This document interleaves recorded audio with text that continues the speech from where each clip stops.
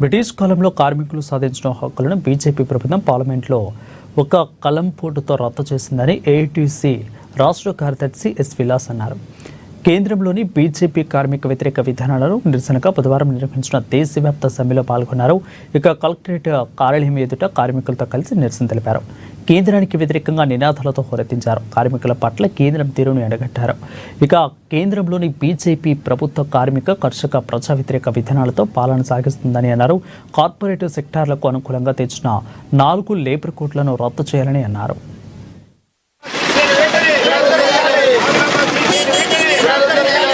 ఈ రోజు దేశవ్యాప్తంగా అన్ని కార్మిక సంఘాలు, కేంద్ర కార్మిక సంఘాలు, బ్యాంకులు, ఎల్ఐసీలు, ప్రభుత్వ రంగ సంస్థలు, అదేవిధంగా రాష్ట్ర ప్రభుత్వ ఉద్యోగులు, కేంద్ర ప్రభుత్వ ఉద్యోగులు దేశవ్యాప్తంగా ఈరోజు సమ్మె చేయడం జరుగుతుంది.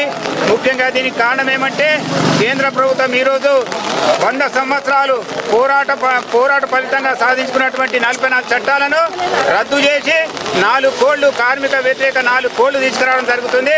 ఇందులో ముఖ్యంగా యూనియన్ చేసుకునే హక్కు లేకపోవడము, అదేవిధంగా సమ్మె చేసే హక్కు లేకపోవడము, ఈ విధంగా కార్మికులు సాధించుకున్న అన్ని హక్కులను ఈ 4 కోడ్లలో తీసివేయడం జరిగింది. ఈ రోజు ముఖ్యంగా కేంద్ర ప్రభుత్వం మేము డిమాండ్ చేయడం జరుగుతుంది, వెంటనే ఈ 4 కోడ్లను రద్దు చేయాలి. అదేవిధంగా దేశంలో ఉన్నటువంటి కార్మిక రంగానికి కనీస వేతనాలు లేవు. ఈ రోజు ధరలు చూస్తుంటే విపరీతంగా పెరుగుతున్నాయి. అయితే కేంద్రము 4